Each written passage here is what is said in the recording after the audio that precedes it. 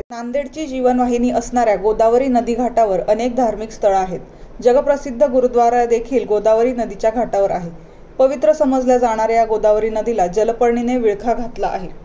गोदावरी नदीच्या या काठावर अनेक पवित्र असे घाट आहेत. या संपूर्ण घाटावर जलपर्णी व्यापली आहे. 4 ते 5 मोठ्या नाल्यांचं घाण पाणी देखील याच गोदावरी नदी पात्रात सोडण्यात येतं. त्यामुळे गोदावरी नदी मोठ्या प्रमाणात प्रदूषित झाली आहे.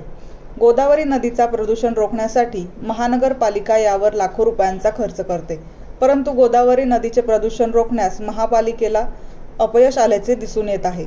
महापालिकेवर गुन्हा दाखल करण्याची मागणी पर्यावरणप्रेमी डॉक्टर किरण शिल्लेवार यांनी केली आहे.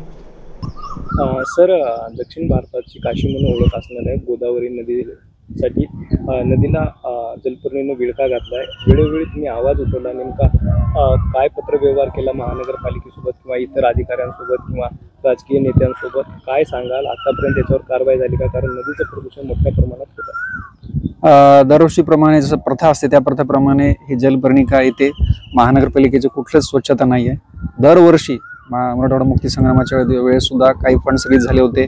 मागच्या वर्षी सुद्धा जवळपास 19 कोटी फंड्स रिलीज झाले होते. 80-20 असं काही रेशो होता. स्वतः कमिशनरचं असं म्हणणं होतं. आणि त्यांनी जलशुद्धीकरणासाठी काही उभारणी केली तिथं हसापूरला, गंगाचाळजवळ.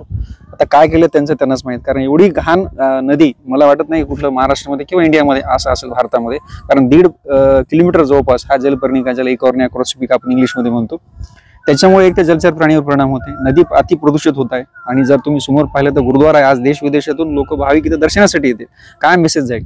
दरवर्षी आपण फॉलोअप घेतो. मागच्या वर्षी DSP साहेबाला सुद्धा आपण कंप्लेंट दिली की पर्यावरण ऍक्ट जो आहे 6962 असा जो कलम आहे त्यांच्यावर गुन्हा दाखल व्हायला पाहिजे, कमिशनरवर सुद्धा आणि वॉटर पोल्युशन बोर्डवर. आता यावर्षी जिल्हाधिकारी साहेबाला पण मी एक प्रोसेस म्हणून निवेदन दिले आहे की बाबा त्वरित याच्यावर कारवाई करावी. कारण one of the dashing personality Naveen collector आलेले आहे. आणि शेवटी न्यायालयास पंतप्रधानांना सुद्धा आपण कंप्लेंट केली या नदीची पूर्ण फुटेज सहित. तर त्यांनी काही एक कंप्लेंट सुद्धा नोंद केलेली आहे. आपल्याला कंप्लेंट नंबर सुद्धा दिलेला आहे आणि लगेच त्याच्यावर कारवाई होईल असं सुद्धा आपल्याकडे मेसेज आदरणीय पंतप्रधान मोदी साहेबांच्या कार्यालयातून